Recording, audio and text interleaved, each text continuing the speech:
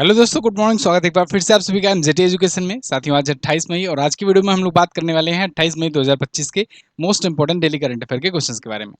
Video की शुरुआत करते हैं। सबसे पहले हम लोग कल का रिवीजन करेंगे। कल हम लोगों ने 15 क्वेश्चंस पढ़े थे, उनका रिवीजन कर लेते हैं। कल हम लोगों ने पढ़ा था कि 25 मई को मनाया गया विश्व थायराइड दिवस और thyroid disease and artificial intelligence, ये थीम थी पिछली कल की इस दिवस की। National institution for transforming India यानी कि नीति आयोग की 10वीं गवर्निंग काउंसिल की बैठक हुई नई दिल्ली में। पीएम मोदी ने इसकी अध्यक्षता की। थीम थी विकसित भारत एट 2047 के लिए विकसित राज्य। हाल ही में केंद्रीय मंत्री राम मोहन नायडू जी ने नई दिल्ली में विंग्स इंडिया 2026 का भी उद्घाटन किया हुआ है। इसके अलावा कल हम लोगों ने पढ़ा था कि अभी उत्तर प्रदेश राज्य सरकार ने 24 घंटे के भीतर ही सड़क निर्माण में 2 नए विश्व रिकॉर्ड बनाए हुए हैं। निकोसोर डैन, इनको रोमानिया का नया राष्ट्रपति चुना गया हुआ है। ये रोमानिया के नए प्रेसिडेंट बन चुके हुए हैं। ओके। नीरज चोपड़ा ने पोलैंड में जानुस सोजोंस्की मेमोरियल में सिल्वर जीता हुआ है। Monica Kezia Miss World 2025 talent finale का खिताब जीती हुई हैं। और बिहार में नालंदा यूनिवर्सिटी के कुलपति का पदभार ग्रहण किया सचिन चतुर्वेदी ने। इसके अलावा लखनऊ उत्तर प्रदेश में भारत का सबसे बड़ा टाइटेनियम और सुपर एलॉय मटेरियल प्लांट का उद्घाटन किया गया। राष्ट्रीय विज्ञान संग्रहालय परिषद के संस्थापक महानिदेशक रहे सरोज घोष जी का अमेरिका में निधन हो गया है। पहला खेलो इंडिया बीच गेम संपन्न हुआ। सबसे ज्यादा मेडल मणिपुर के आए, टोटल 14 मेडल इसके थे और ये मेडल टेबल में टॉप पर रहा। 78वां कांस फिल्म फेस्टिवल, इसमें साथियों पाम डियोर का पुरस्कार दिया गया है। यहाँ मणिपुर एक बार फिर से रिपीट हो गया है। यहाँ पर जाफर पनाही रहेगा, जाफर पनाही, ठीक है ना। ये ईरान के हैं, फिल्म निर्माता ईरान के, और इनको पाम डियोर खिताब मिला हुआ है, ठीक है ना। मलेशियाई मास्टर्स बैडमिंटन चैंपियनशिप 2025 के फाइनल में किदम्बी श्रीकांत ने सिल्वर मेडल जीता। ये फाइनल में ली सिफेंग से हारे हुए हैं, लेकिन इस साल ये फाइनल पहुंचने वाले पहले बैडमिंटन खिलाड़ी भी बने भारतीय। भारतीय क्रिकेट टीम का नया टेस्ट कप्तान शुभमन गिल को चुना गया। जिनेवा ओपन 2025 का खिताब जीत लिया नोवाक जोकोविच ने और इनका ये 100वां एटीपी था। ये टॉप 15 क्वेश्चंस थे, क्योंकि आप जानते हो 2 दिनों का करंट अफेयर एक साथ पढ़ाया गया था। तो अब आज की करंट अफेयर की बात करेंगे, लेकिन उससे पहले एक जरूरी बात आप सबके लिए। देखिए, इसकी क्विज पीडीएफ तो आपको एमजेटीए पर मिल ही जाएगी। जरूरी बात यह है कि टेक्स्ट बुक ने सेल स्टार्ट कर दिया है अपना 28 से 31 मई तक का। इस सेल के तहत आपको मात्र 307 रुपए में मिल रहा है टेक्स्ट बुक पास प्रो, सबसे लोवेस्ट प्राइस पर है। ईयरली पास प्रो मैक्स जो है 395 में है। इसमें आपको पीडीएफ वगैरह भी मिल जाया करेगी, इसमें मॉक टेस्ट और प्रीवियस ईयर क्वेश्चंस वगैरह तो मिलेगा ही। लेकिन ये सब तभी मिलेगा जब आप एमजेटी कूपन कोड लगाओगे। हमेशा जब भी कुछ लेना हो तो आप एमजेटी कूपन कोड लगाना, तभी आपको डिस्काउंट मिल पाएगा। लिंक डिस्क्रिप्शन में दिया गया है। अगर आप किसी भी एग्जाम की तैयारी कर रहे हैं, लाइक एनटीपीसी या फिर कोई भी और अदर एग्जाम की, तो सबका मॉक टेस्ट यहाँ पर अवेलेबल है। 800 प्लस एग्जाम के 1.5 लाख से ज़्यादा मॉक टेस्ट, तो आप उनको सॉल्व कर सकते हो विद डिटेल एक्सप्लेनेशन सॉल्यूशन के साथ। लिंक डिस्क्रिप्शन में है और पिन कमेंट में मैंने कर दिया है, आप चेक कर लीजिएगा। चलिए आगे बढ़ते हैं। 28 मई को निम्न में से कौन सा दिवस मनाया गया? तो देखिए, 28 मई को 3 दिवस बनाए गए। अब सभी तो महत्वपूर्ण नहीं है, लेकिन अब तीनों दिवस मनाए जाते हैं, तो मैंने तीनों को ले लिया है, ठीक है। चलिए, तो इसमें है पहला अंतर्राष्ट्रीय महिला स्वास्थ्य कार्रवाई दिवस, दूसरा है विश्व मासिक धर्म स्वच्छता दिवस, तीसरा है विश्व भूख दिवस, वर्ल्ड हंगर डे। ये सबसे ज्यादा इंपॉर्टेंट है, विश्व भूख दिवस, ठीक है। तो उपरोक्त तो सभी आपका ऑप्शन करेक्ट हो जाएगा। एक एक करके देखो।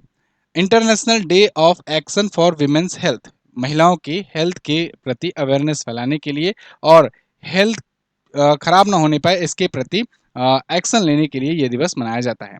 इसके अलावा मेंस्ट्रुअल हाइजीन डे ये मनाया जाता है, ये भी महिलाओं के लिए ही मनाया जाता है, मेंस्ट्रुअल हाइजीन को इंश्योर करने के लिए। इसके अलावा वर्ल्ड हंगर डे, ये भुखमरी के लिए है, भुखमरी दुनिया भर से मिटाने के लिए, ठीक है। तो 28 मई को ये तीनों दिवस मनाए जाते हैं। अब तीनों दिवस की थीम देख लो। थीम है जैसे अंतर्राष्ट्रीय महिला स्वास्थ्य कार्रवाई दिवस की in solidarity we resist our fight our right. इसके अलावा विश्व मासिक धर्म स्वच्छता दिवस का थीम है together for a period friendly world. इसके अलावा विश्व भूख दिवस की है थीम सोविंग रिसाइलियंस। ये थीम पूछा जा सकता है, इसको याद रखना, इंपॉर्टेंट है ये, ठीक है। 2011 से ये शुरू हुआ था, 2014 से ये शुरू हुआ था मनाया जाना। अगला, अब ये महत्वपूर्ण दिवस है, कल हम लोगों ने रिवीजन चूंकि किया था, तो आज हम लोग आगे बढ़ने वाले हैं। आज हम लोग रिवीजन इसका नहीं करेंगे, जो लोग नए आए हों वो लोग स्क्रीनशॉट ले लें। अगला, भारत सरकार ने भारतीय तटीय रेखा की लंबाई में अपडेट करके 7,516.6 किलोमीटर से बढ़ाकर कितना कर दिया? साथियों, भारत की तटीय रेखा टोटल, आप जानते हो मैंने कई बार आपको बताया हुआ है कि भारत में 9 स्टेट ऐसे हैं, 9 स्टेट हैं जो तटीय सीमा रखते हैं, मतलब कोस्टल बॉर्डर रखते हैं अपना। ये आपका इधर गुजरात से शुरू होता है, गुजरात से शुरू होता है, उसके बाद इधर दमन दीव, और उसके बाद महाराष्ट्र, गोवा, कर्नाटका, केरला, इसके बाद तमिलनाडु, फिर आंध्र प्रदेश, ठीक है, उड़ीसा, ये होते हुए पश्चिम बंगाल। ऐसे टोटल 9 स्टेट हैं जो तटीय सीमा रखते हैं अपना, यानी कि कोस्टल बॉर्डर रखते हैं। और ये टोटल बॉर्डर की लंबाई अगर जोड़ा जाए तो उसमें 7,516 किलोमीटर की 0.6 किलोमीटर की लंबाई होती थी। लेकिन अब इसे अपडेट कर दिया गया है, और अपडेट करके 11,098 से 11,098.8 किलोमीटर कर दिया गया है। ठीक है, यहाँ पर देखिए ये अपडेट कर दिया गया है। India's coastal line length revised to 11,098.81 kilometre. अब इतना बढ़ा कैसे? एक्चुअली में ये जो पिछला वाला पैमाना था ना, ये 1970 के दशक के मानचित्र पर आधारित था। अब इसके बाद से हम लोगों ने जो द्वीप वगैरह हैं उनको भी काउंट करना शुरू किया है अच्छे तरीके से। और अंडमान निकोबार में आप जानते हो बहुत सारे द्वीप हैं छोटे छोटे, लक्षद्वीप समूह में भी बहुत सारे द्वीप हैं, ठीक है, 200-250 से ज़्यादा द्वीप हैं। तो इन सब की भी बॉर्डर को, कोस्टल बॉर्डर को जोड़ा गया, ऐड किया गया, इसीलिए 7,516.6 किलोमीटर से बढ़कर के ये 11,098.8 किलोमीटर टोटल हो गया। अब हम लोग इसको पूरा अपना कोस्टल बॉर्डर मानेंगे, ठीक है। तो ये 1970 के दशक से अब 2025 में जाकर के अपडेट हुआ है, और ये 2023-24 की रिपोर्ट के आधार पर किया गया है। भारत सरकार के गृह मंत्रालय ने ये अपडेट किया है। और अभी भी सबसे ज़्यादा लंबा तटीय रेखा वाला या कोस्टल बॉर्डर वाला राज्य गुजरात बना हुआ है। गुजरात लगभग 1600 किलोमीटर का अपना कोस्टल बॉर्डर रखता है। क्लियर? दूसरे नंबर पर आता है आंध्र प्रदेश, ये भी याद रखना। सेकंड पोजीशन पर अगर पूछा जाएगा तो आप आंध्र प्रदेश बताना। ठीक है, आगे बढ़ते हैं। कौन सा राज्य या केंद्र शासित प्रदेश देश का 24वां राज्य बना जहां पर 100% रेल मार्गों का विद्युतीकरण हो चुका है? तो साथियों, अभी गुजरात बन गया है 24वां ऐसा राज्य भारतीय जो 100% जहां का जो ट्रैक है, रेलवे ट्रैक है, वो अब इलेक्ट्रिसिटी से ऑपरेटेड हो गया है। मतलब वहां पर अब डीजल इंजन चलाने की जरूरत नहीं पड़ेगी, इलेक्ट्रिक ट्रेनें चला करेंगी। ठीक है, तो ऐसा गुजरात में हुआ है। अब ये क्वेश्चन लेने का इंपॉर्टेंस क्या था? कारण ये था क्योंकि भारतीय रेलवे का लक्ष्य ये जानना कि कब तक 100% ऑल ओवर इंडिया हो जाएंगे, क्योंकि अभी ये 24 राज्य तक पहुंच गए हैं, बस 4 राज्य और हैं। तो अब टोटल भारत में 100% विद्युतीकरण हो जाएगा रेल का 2025-26 तक। अब 100% रेल विद्युतीकरण का लक्ष्य जो पुराना वाला रखा था रेलवे ने, वो रखा था 2030 तक का। अगर आपको याद हो, 1-2 साल पहले तक मैं आपको बार बार 2030 पढ़ाया करता था, लेकिन इंडियन रेलवे ने यहाँ पर बहुत तेजी से काम किया है, और अब ये स्थिति आ गई है कि 2025-26 तक ही भारतीय रेलवे 100% विद्युतीकरण अपना हासिल कर लेगी। मतलब अपने लक्ष्य से 5 साल पहले ही हासिल करने जा रही है। ये एक बहुत बड़ी अचीवमेंट है। खैर, अगर रेल मार्गों में विद्युतीकरण की बात करें तो भारत से आगे सिर्फ स्विट्जरलैंड है। उसके बाद दूसरा सबसे मतलब दूसरा पूरी तरीके से 100% विद्युतीकरण वाला देश बनेगा भारत। ये आने वाले दिनों में मैं क्वेश्चन बताऊंगा जब ये कंप्लीट हो जाएगा तो। क्लियर? विद्युतीकरण का मतलब क्या हुआ? जो आप देखते हो ना ऊपर जो वायर गए रहते हैं उनके थ्रू जो इंजन चलते हैं, वो हुआ विद्युत रेल इंजन। विद्युत रेल इंजन मैंने आपको बताया कब से चलना शुरू हुआ है? 1925 से। जी हाँ, 1925 से, आज से 100 साल पहले से विद्युत इंजन चलने शुरू हुए हैं, इलेक्ट्रिसिटी से ट्रेन चलनी शुरू हुई है। पहली इलेक्ट्रिसिटी ट्रेन 1925 में चली थी, 100 साल पहले। ठीक है, उससे पहले भी ट्रेन चलती थी। 1853 में पहली बार भारत में 16 अप्रैल को ट्रेन चली थी। 16 अप्रैल को इसीलिए रेलवे दिवस मनाते हैं। 1853 में लॉर्ड डलहौजी के टाइम पीरियड पर चली थी, और ये बॉम्बे से ठाणे के बीच में चली थी। 34 किलोमीटर की दूरी हुआ करती थी। वो जो पहली ट्रेन थी उसका नाम था ब्लैक ब्यूटी, लेकिन वो कोयले से चलती थी। फिर उसके बाद डीजल इंजन आए, उसके बाद इलेक्ट्रिक इंजन आने शुरू हुए। ठीक है, तो अभी इलेक्ट्रिसिटी से चल रही है ट्रेनें। और उसके बाद 2018 में ट्रेन 18 आया, ये पूरा पूरा रिवोल्यूशनाइज कर दिया। उसके बाद से ट्रेन सिस्टम बदलना ही शुरू हुआ। उसी ट्रेन 18 का नाम आगे चल करके वंदे भारत एक्सप्रेस कर दिया गया, और अब तो बुलेट ट्रेन भी आने वाली है। पहली बुलेट ट्रेन कहाँ से कहाँ तक चलेगी? तो ये चलेगी आपका अहमदाबाद से मुंबई के बीच में, ठीक है ना। और ये सब डिटेल मैंने आपको स्टैटिक वाले में लास्ट पेज में जो रेलवे वाला बनाया हुआ है चैप्टर, उसमें डाल रखा है अच्छे से। भारतीय रेलवे के बारे में बहुत सारी डिटेल, इसके अलावा भारत का रेलवे जो इतिहास है, भारत रेलवे में और क्या क्या नया अपग्रेडेड चीज़ें कर रहा है, मेट्रो के लिए क्या कर रहा है, मेट्रो सिस्टम का पूरा सब आपको स्टैटिक की बुक में दिया गया है। खैर, गुजरात की अगर बात करें, गुजरात की बात आई है तो गुजरात यहाँ पर दिखेगा। देखो इस मैप से मैं आपको तटीय राज्य बता दे रहा हूँ। यहाँ पर देखो, तटीय मतलब क्या, जिसका समुद्र से बॉर्डर लगता हो। मतलब आप जानते हो प्रायद्वीप भारत है, ठीक है। भारत जो है एक प्रायद्वीपीय देश है। प्रायद्वीप मतलब कि आधा से ज्यादा 3 तरफ से जो हिस्सा घिरा हुआ हो पानी से। तो आप जानते हो ये वाला हिस्सा, इधर ये बंगाल की खाड़ी से, इधर अरब सागर से, नीचे हिंद महासागर से घिरा होता है। तो भारत का आधा हिस्सा प्रायद्वीपीय हिस्सा है। तो ये जो हिस्सा है ना, इसमें ये 9 राज्य आते हैं, 1 2 3 4 5 6 7 8, और एक ये इधर ये गोवा, ये रहा 9, ठीक है। तो ये 9 राज्य आते हैं।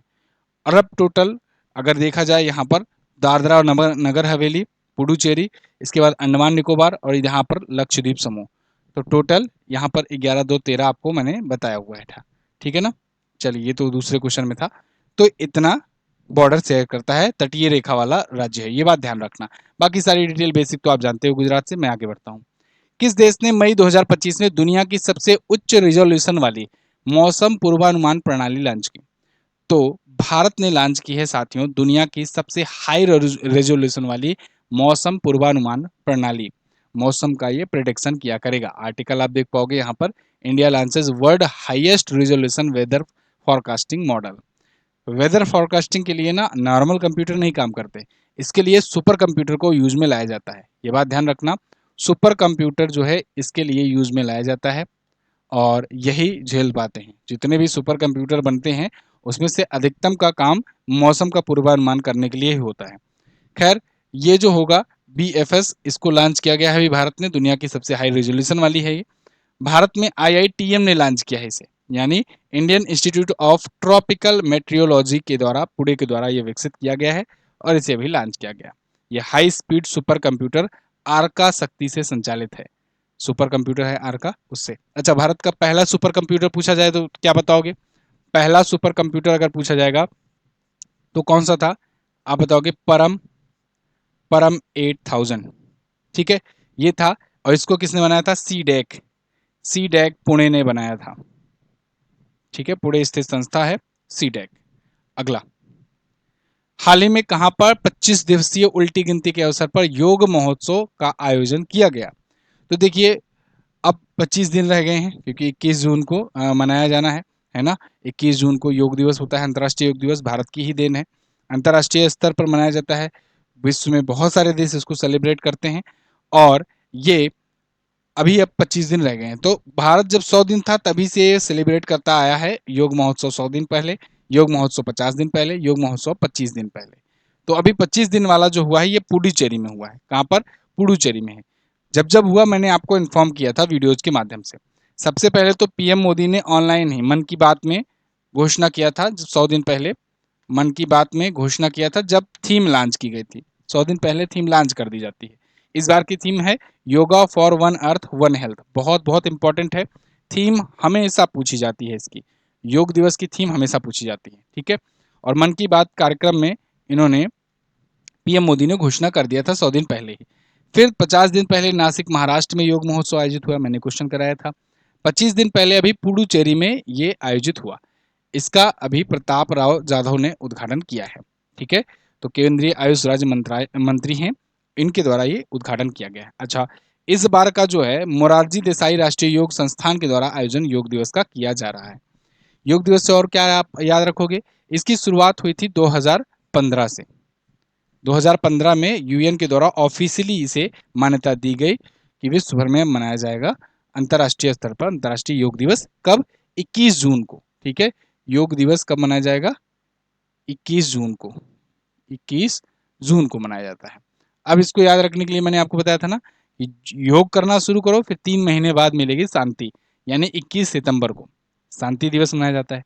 फिर शांति मिलेगी तो उसके बाद क्या करोगे? ध्यान लगा पाओगे। तो ध्यान लगाने के लिए फिर 3 महीने इंतजार करना होगा। तो 21 सितंबर से फिर 21 दिसंबर याद रख लेना। 21 दिसंबर को विश्व ध्यान दिवस अभी रिसेंट ही अनाउंस हुआ है, तो ये पूछा जाएगा, ठीक है।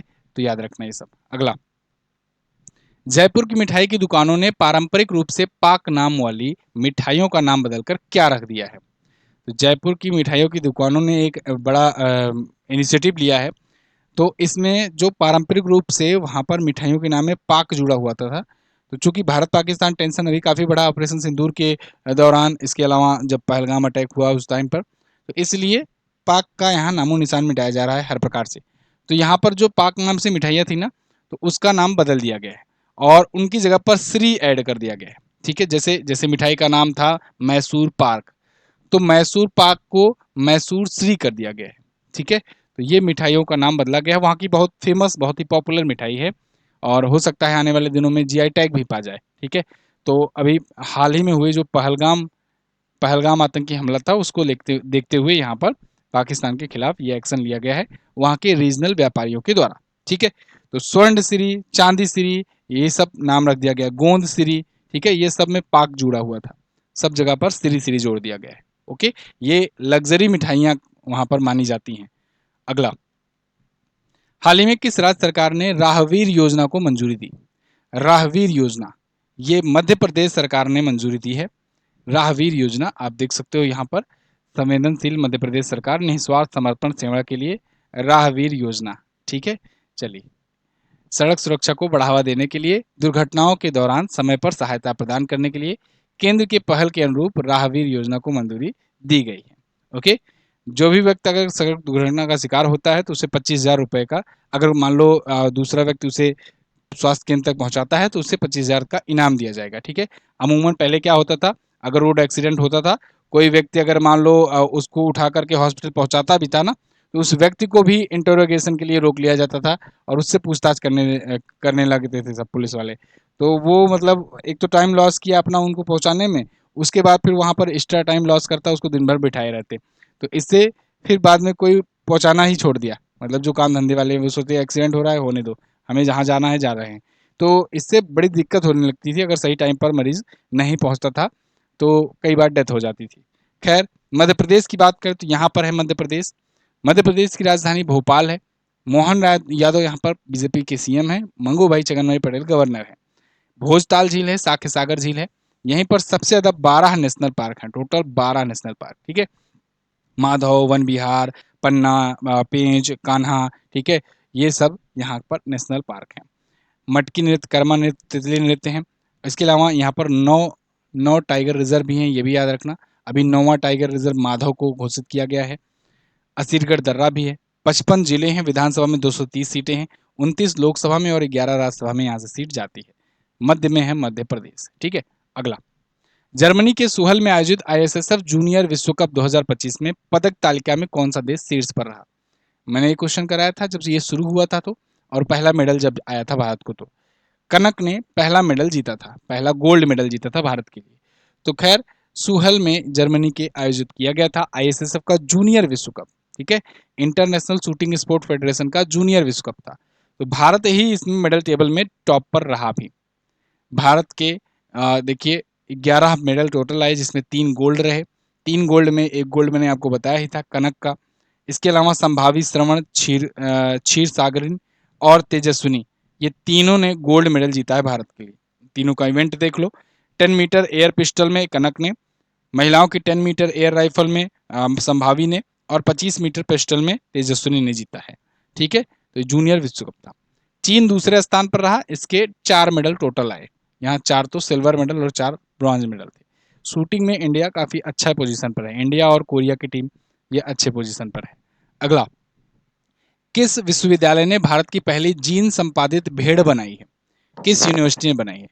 इसको बनाया है SKUAST ने, स्क्वास्ट ने। ये कश्मीर में एक यूनिवर्सिटी है और इसने भारत की पहली, इसके प्रोफेसर्स ने ऑब्वियसली भारत की पहली जीन संपादित भेड़ बनाई हुई है। जीन से ही मॉडिफाई करके डेवलप किया हुआ है। यहाँ पर देखो, first gene edited sheep developed in Kashmir agriculture university. इस यूनिवर्सिटी का पूरा नाम है Sher e Kashmir university of agriculture science and technology. तो इस यूनिवर्सिटी के एक प्रोफेसर हैं डॉक्टर शाह और उनकी टीम ने मिल करके ये बनाया हुआ है। ठीक है, तो अच्छा, ये डॉक्टर रियाज शाह जो है ना, ये उस टाइम के भी प्रमुख थे जिसने 2012 में भारत की पहली क्लोन पश्मीना बकरी बनाई थी। पश्मीना बकरी से पश्मीना साल निकाले मतलब पश्मीना ऊन निकाले जाते हैं, जिनकी साल बहुत फेमस होती है। आपको अगर पता हो, पश्मीना साल को जीआई टैग भी मिल चुका है। जम्मू कश्मीर के पश्मीना साल को जीआई टैग मिल चुका है। ठीक है, तो ये पश्मीना बकरी के ही पश्मीना बकरी के ही वो ऊन से बनाई जाती है। और पश्मीना महोत्सव मैंने आपको बताया था कि नेपाल में मनाया जाता है, ये भी ध्यान रखना। ठीक है, खैर नूरी नाम था उसका, वो जो बकरी बनी थी 2012 में बनाई गई थी, भारत की पहली क्लोन पश्मीना बकरी। 2023 में उसका निधन हो गया था। ये नूरी का भी नाम याद रखना। अभी जो बनाया गया है ये है भारत की ये पहली जीन संपादित भेड़। अगला, मई 2025 में कौन पहली बार फार्मूला 2 रेस जीता है? फार्मूला 1 रेस आप देखते हुए, ये फार्मूला 2 रेस है। फार्मूला 2 रेस जीतने वाला पहला भारतीय बन गया है कौन? कुश मैनी।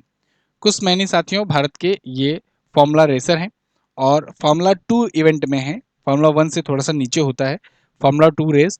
तो F2 रेस जिसे कहते हैं शॉर्ट फॉर्म में, तो F2 अभी मोनाको ग्रैंड प्रिक्स हुआ, इसको इन्होंने जीत लिया है। ठीक है, और ये जीतने वाले पहले भारतीय बन गए हैं, Monaco grand prix F2 race. ठीक है, ध्यान रखना ये F2 है, F1 रेस नहीं है। 24 मई 2025 को मोनाको ग्रां प्री स्प्रिंट रेस में इन्होंने शानदार प्रदर्शन करते हुए जीता हुआ है। अगला, हाल ही में किसको फीबा महिला एशिया कप 2025 का ब्रांड एम्बेसडर नियुक्त किया गया? FIBA महिला एशिया कप, तो ये नियुक्त किए गए हैं मियाओ लिजी। मियाओ लिजी के साथ साथ एक और नियुक्त किए गए हैं यूको ओगा। यूको ओगा, ठीक है ना, इनका भी नाम याद रखना, यूको ओगा। ये दोनों को नियुक्त किया गया है। कई कई बार 2 या 3 या 4 भी ब्रांड एम्बेसडर नियुक्त किए जाते हैं और उद्देश्य आप जानते हो कि उस इवेंट को प्रमोट करना या उस ब्रांड को प्रमोट करना। तो यहाँ पर ये इवेंट है तो इवेंट को प्रमोट करेंगे। कौन सा इवेंट है? ये फीबा का विमेन एशिया कप है 2025 का, जो कहाँ होगा? ये होगा साथियों आपका चाइना में। तो चाइना में ये इवेंट जो हो, इसको लोग जान सकें, इसमें ऑडियंस आ सके, इसके लिए ये ब्रांड एम्बेसडर दोनों बनाए गए हैं। ठीक है, मियाओ लिजी और यूको ओगा। यूको ओगा, इनका भी दोनों का नाम याद रखना। ठीक है, तो 10 वर्षों के बाद 13 से 20 जुलाई 2025 तक चीन में आयोजित होने जा रहा है और इसका ये दोनों ब्रांड एम्बेसडर करेंगे। अच्छा, ये मियाओ लीजी जो हैं चीन की राष्ट्रीय महिला बास्केटबॉल टीम की पूर्व कप्तान और शीर्ष स्कोरर रह चुकी हैं। तो ये थे साथियों 11 क्वेश्चन आज के दिन से। आई होप आपको वीडियो पसंद आई होगी। अब हम लोग बात करेंगे लास्ट डे के क्वेश्चन की। कल मैंने आपसे पूछा था कि भारतीय संविधान के किस अनुच्छेद के तहत चुनाव आयोग की स्थापना की गई है? तो अनुच्छेद 324 में चुनाव आयोग का उल्लेख है। Rising north east investor summit 2025 कहाँ आयोजित किया गया? ये नई दिल्ली में हुआ। आज आपको क्या बताना है? आज बताना है नीति आयोग की 10वीं गवर्निंग काउंसिल की बैठक में किस राज्य के मुख्यमंत्री शामिल नहीं हुए? कमेंट करके बताइएगा। नालंदा यूनिवर्सिटी को किस वर्ष यूनेस्को के विश्व धरोहर की सूची में शामिल किया गया? दोनों के बारे में कमेंट करके बताइए। अच्छा, कल लोगों का कंफ्यूजन था कुछ लोग का कि जो यूनिवर्सिटी होता है उसके कुलपति कुलाधिपति मैंने बताया था, तो वो कह रहे थे कुछ लोग कि वो राज्यपाल होते हैं। देखिए, राज्यपाल होते हैं लेकिन जो राजकीय स्तर की यूनिवर्सिटी होती है उनके, जो केंद्रीय स्तर के होते हैं उनके राष्ट्रपति होते हैं। ये बात ध्यान रखना, ठीक है ना। तो जो राजकीय यूनिवर्सिटी होगी राजकीय स्तर की, उनके कुलाधिपति राज्यपाल होंगे उस राज्य के। ठीक है, और अगर पूरा सेंट्रल यूनिवर्सिटी है कोई तो उसके होंगे राष्ट्रपति भारत के। खैर, स्ट्रेटेजी की ई बुक आप ले सकते हो और एमजेटी ऐप से आकर, और जीएस सफलता बैच ले सकते हो। जीएस सफलता बैच से आज शाम से एक नया बिगेस्ट सेल स्टार्ट होने वाला है, इसके बारे में मैं आपको डिटेल जानकारी आज दिन में दूंगा। थैंक यू सो मच, मिलेंगे अगली वीडियो में, तब तक के लिए नमस्कार, जय हिंद, वंदे मातरम।